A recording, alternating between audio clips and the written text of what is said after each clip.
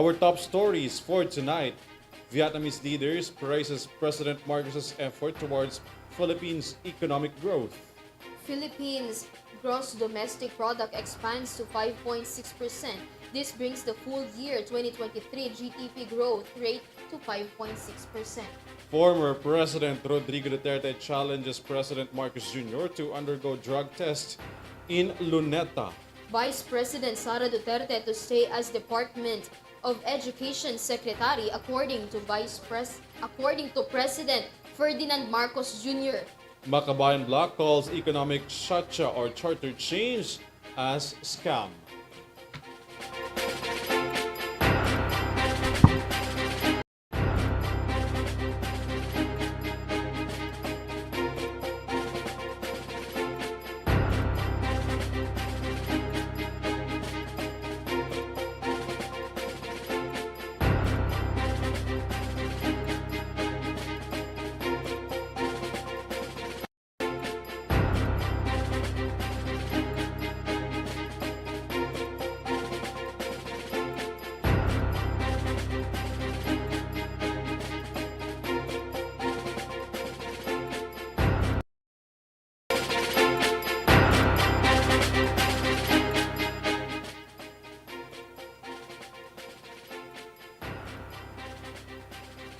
Good evening, bringing you the latest news for tonight. I am ALVIN PELOBELLO. And I am KRIZZA Lopez. This is your TV News Thread. A concluded two-day visit of President Ferdinand Marcos Jr. in Vietnam gains praises from Vietnamese leaders in terms of economic security, defense, and among others. More from this report. President Ferdinand Marcos Jr. received praises from the leaders of Vietnam as the Philippines ranked second fastest looming economy in Asia. In a concluded state visit of President Marcos in Vietnam, Vietnamese President Vo Van Tung congratulated Marcos for the socio-economic, foreign policies, security and defense achievement of his administration since he sat down at the office as the country's chief executive. Marcos's two-day official visit to Vietnam aims to strengthen the bilateral relations of both countries. On the other hand, Prime Minister Pham Minh Chinh made an assurance to President Marcos in the Philippines to work with connectivity towards economic goals of the two countries. The Philippine Statistics Authority or PSA has recorded 5.6% year-on-year economic growth for the year 2023. With this, the Philippines has placed as second fastest growing economy in Asia. Meanwhile, President Marcos has emphasized the vital role of parliamentary cooperation with Vietnam to maintain the long-withstanding relationship of both countries, including the national security and socio-economic development between two countries. The President also opens the initiative of Vietnamese government for the Philippines taxation system, universal healthcare, and digitalization. The country's chief executive hopes for more bilateral visit and relations with Vietnam towards economic goal. ALVIN PELOBELLO for EuroTV News. Meanwhile, the Philippine gross domestic product GDP experienced a robust 5.6% annual growth in the fourth quarter of 2023, contributing to the country's overall 5.6% GDP expansion for a full year. Key sectors like financial activities, wholesale and retail trade, and construction drove growth, highlighting the resilience of the Philippine economy amidst shifting global and domestic landscape. More details from this report. The Philippine Gross Domestic Product or GDP exhibited a 5.6% annual growth in the fourth quarter of 2023, contributing to the full-year GDP growth of 5.6% for 2023. Key drivers of growth in the fourth quarter included financial and insurance activities at 11.8%, wholesale and retail trade with a 5.2% increase, and construction showing growth at 8.5%. Throughout 2023, industries such as wholesale and retail trade, financial and insurance activities, and construction significantly contributed to the annual growth rates, posting figures of 5.5%, 8.9%, and 8.8% respectively. Notably, all major economic sectors including agriculture, forestry and fishing, industry and services demonstrated year-on-year growth in the fourth quarter with increases of 1.4%, 3.2%, and 7.4%. On the demand side, household final consumption expenditure recorded a 5.3% year-on-year growth in the fourth quarter of 2023, while gross capital formation and imports of goods and services experienced annual growths of 11.2% and 2.9% respectively. Conversely, government final consumption expenditure and export of goods and services witnessed declines of 1.8% and 2.6% respectively. For the entire 2023, HFCE grew by 5.6%, GFCE by 0.4%, gross capital formation by 5%, export of goods and services by 1.3%, and imports of goods and services by 1.6%. Furthermore, the gross national income surged by 11.1% in the fourth quarter of 2023, resulting in a full year 2023 growth of 10.5%. Similarly, net primary income from the rest of the world experienced substantial year-on-year growth of 97.7% in the fourth quarter of 2023 and 96.6% for the entire year of 2023. These figures underscore the dynamic performance of the Philippines economy amid evolving global and domestic conditions. This is KRIZZA Lopez for EuroTV News. The Philippine Navy has reported a huge number of Chinese warships around the exclusive economic zone of the Philippines. Henry Nicolas tells us more details from this report.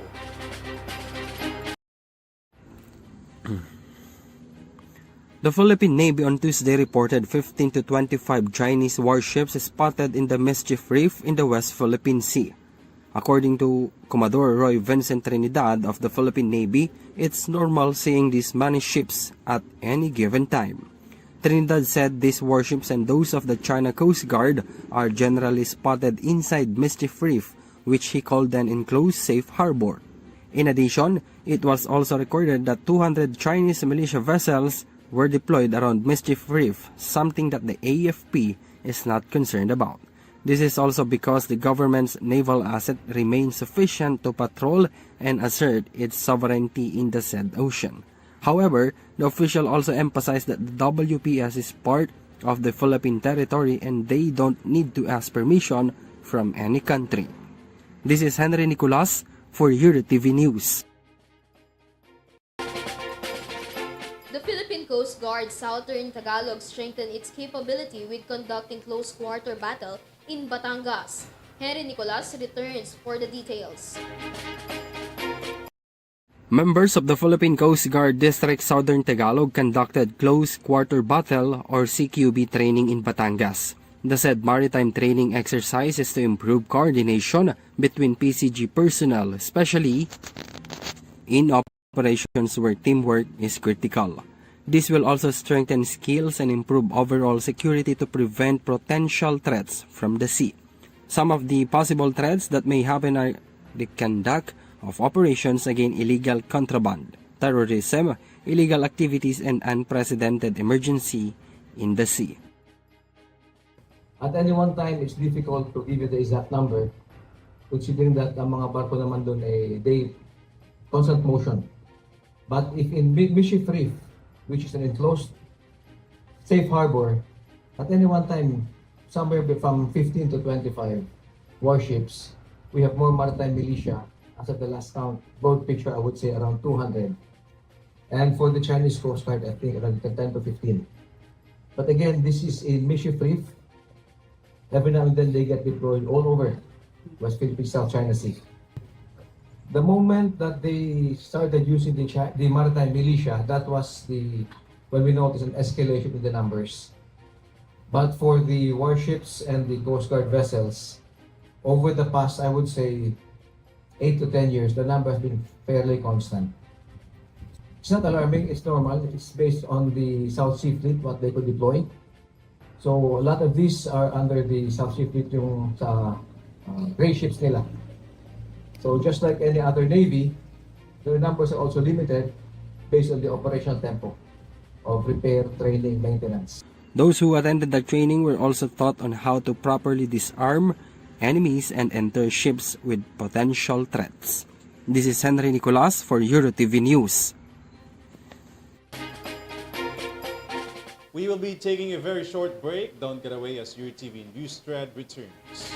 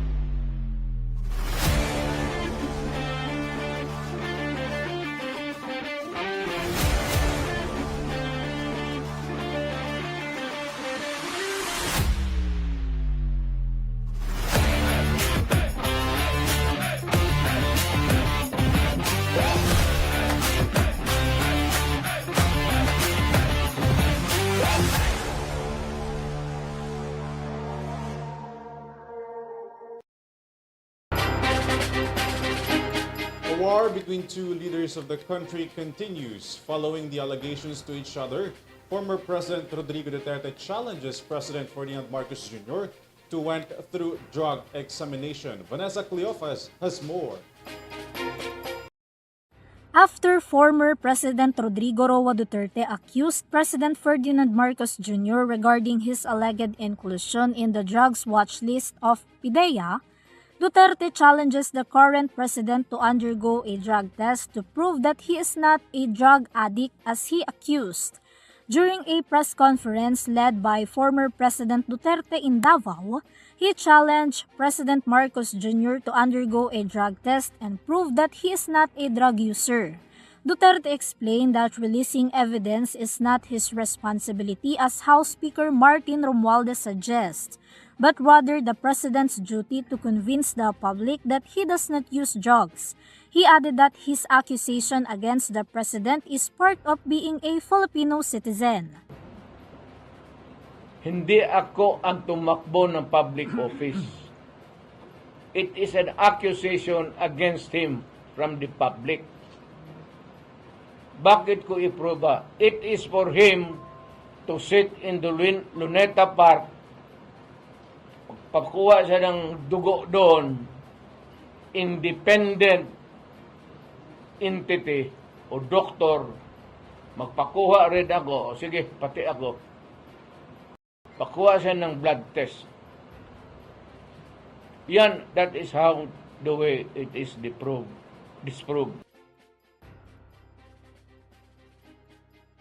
Duterte also emphasized the PDEA's reaction that the president is not on their narco list, stating that he will find the list proving that Marcos is included in the drugs watch list. PDEA, wala raw record.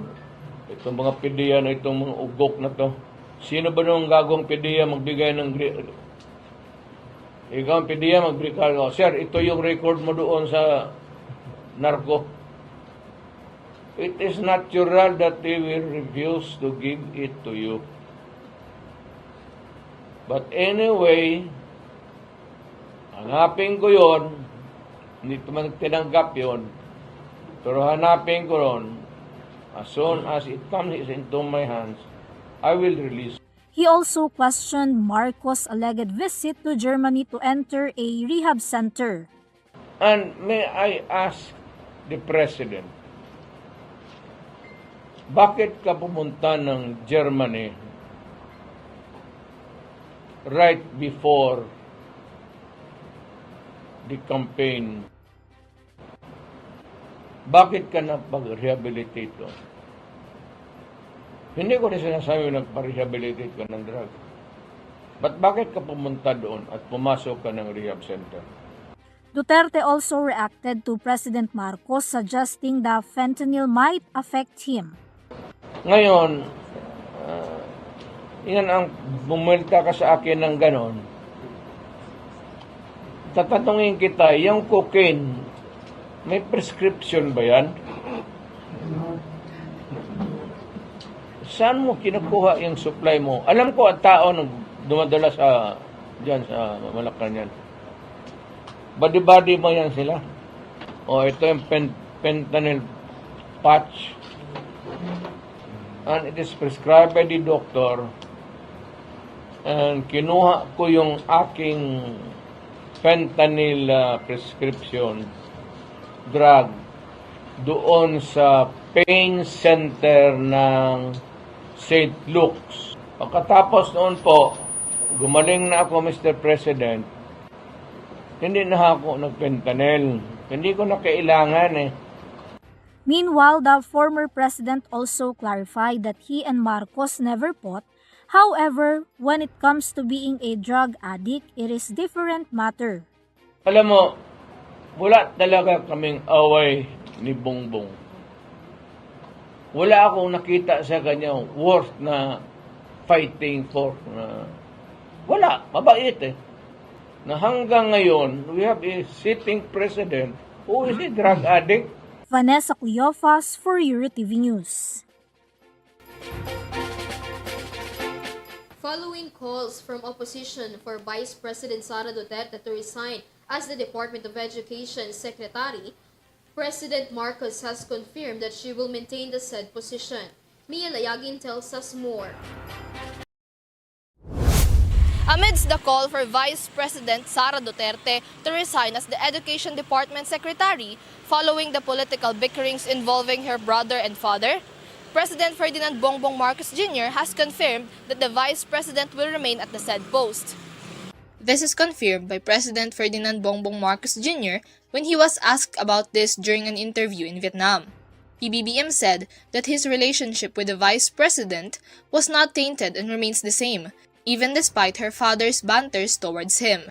It can be remembered that former President Rodrigo Duterte accused PBBM of an involvement in the watch list, which was then followed by a statement from his son, Mayor Baste Duterte. According to Marcos, their relationship remains unhinged given that it was not VP Sara who made those remarks against him. VP Sara was present during the Bagong Pilipinas kick-off rally last January 28 and has earlier stated that she will stay as the DepEd Secretary unless PBBM decides otherwise. This is Mia Layagin for EuroTV News. Several lawmakers in the Congress calls the step of economic provisions for the Philippine Constitution as scam and not even praised by the administration's performance towards uplifting the economic status of the country. More details from this report. The Makabayan Bloc Coalition called the promotion of the economic provisions to amend the 1987 Philippine Constitution as scam. House Assistant Minority Leader and Gabriela Women's Party List Representative Arlene Brosas said that the administration of President Ferdinand Marcos Jr. plans of changing the Constitution will not contribute to the economic growth of the country. The legislator is also not convinced with the recorded 5.6% year-on-year economic growth of the country for the year 2023. According to Brosas, this is lower compared to 7.6% growth in 2022. She said that Marcos' administration also failed in its target of 6% to 7% of the country's gross domestic product, as it reflects Filipinos who suffers the constant increase in the prices of basic goods and services. The lawmaker added that the country will suffer even more from the slower growth of the economy because of the looming effects of the El Nino and the lack of the government support for the production subsidies. The Bayan Muna Group also said they will continue to oppose the charter change and encourage those who support the People's Initiative Reform, Modernization and Action or PIRMA to abandon this campaign. Bayan Muna will also continue to collect Bawi Pirma affidavits and hold anti-Chacha forum so that the Commission on Elections or COMELEC will eventually lose the power to validate the collected signatures. The COMELEC initially said that they have suspended the validation of the signature campaigns from the People's Initiative due to the incompetency found in its implementing rules and regulations. ALVIN PELOBELLO for EuroTV News. Meanwhile, Senator Amy Marcos refused to have an in-depth discussion with House Speaker Martin Romualdez following the controversial opening statement of the senator in the electoral meeting. However, the senator clarifies that she does not hold grudges towards the House Speaker. More from this report. Hindi ako nagagalit sa kanya. Wala namang galit doon. Hindi naman personal.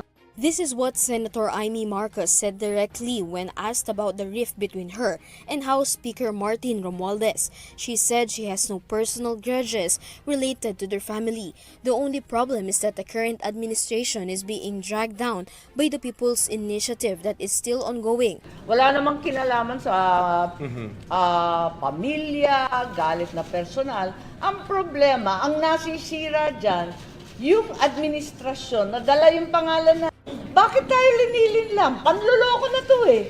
The senator also responded to Romualdez's offer to discuss the issue privately, but according to Marcos, their conversation will be pointless if the PI is still on its process of collecting signatures. Tapusin muna yung PI. Otherwise, it has no meaning whatsoever. The senator believes that while the PI continues, the current administration will be dragged down. There's a great waste of political capital which arguably can never be recovered again. Bakit? Para ke? Para kanino?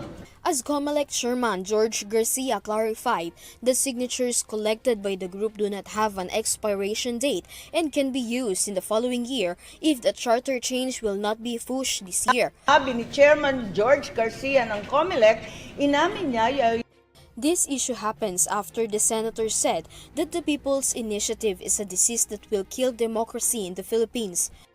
Ayan ang papatay sa demokrasya. At ang sino man magsabi na walang paki ang Senado sa usaping ito, isa lang ang masasabi ko, walang gamot sa kakapalan ng mukha mo. House Speaker Romualdez called out Senator Marcos. He asked the senator that there is no need to be rude because there are young people who listen and are not a good example for the generation. As public servants, Romualdez said they should focus on the welfare of their constituents and the growth of the economy. This is where he also said that he is open to having an in-depth conversation with the senator. It can be remembered that PIRMA lead convener Noel Oñate admitted that they asked Romualdez for help to achieve 3% signatures per congressional district, which is one of the requirements to advance the charter change. This is KRIZZA Lopez for EuroTV News.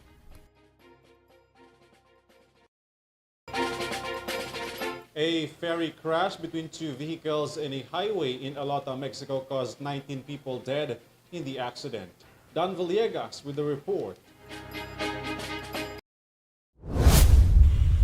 19 people died and 22 people were injured after a collision between a bus and a truck occurred in Alota, Mexico. The truck and the bus, which was carrying about 50 people, collided before it caught fire. 19 bodies were recovered by the authorities in the said accident. According to Sara Quinones, Attorney General of Sinaloa State, it will take some time before the victims were identified. Several officials were seen removing bodies from the burning vehicles, traveling from the city of Guadalajara and the western state of Jalisco to Los Mochis in Sinaloa. Some photos of the aftermath of the accident show the vehicles on fire, which the authorities immediately responded to. Authorities are still investigating the cause of the said accident. This is Don Villegas for EuroTV News. SB19 member Pablo has released his follow-up single to his song Determinado. With him on this single is his brother Josue. Let's find out what is the new song he released on the entertainment news brought by Angelica Galvez. Let's step into the world of entertainment with the latest news and updates. Are you a SB19 fan and your bias is the leader of SB19 Pablo? Well, congratulations, because he has released his follow-up album, Akala.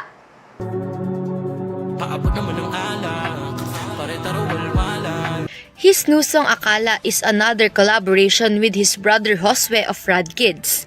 Pablo said he added some singing parts and hooks and gave the song musical arrangements. In addition, they want their new song to be easy to listen to and sing along to. Meanwhile, SB19 will hold a concert in Japan in April. The concert was originally scheduled for December as part of their Pagtatag World Tour. It can be recalled that the group had a conflict with their previous company Showbiz Entertainment, so they canceled their shows in Singapore, Bangkok, and Dubai. And that's the latest showbiz news. I am Angelica Galvez. Back to you, Alvin and KRIZZA.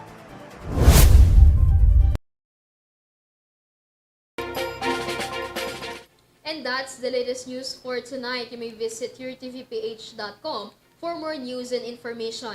Once again, this is KRIZZA Lopez. You can also catch our broadcast live in our social media accounts and via Pinoy Extreme channel. I'm ALVIN PELOBELLO. This is your TV News Thread. Stay safe and have a good night, everyone.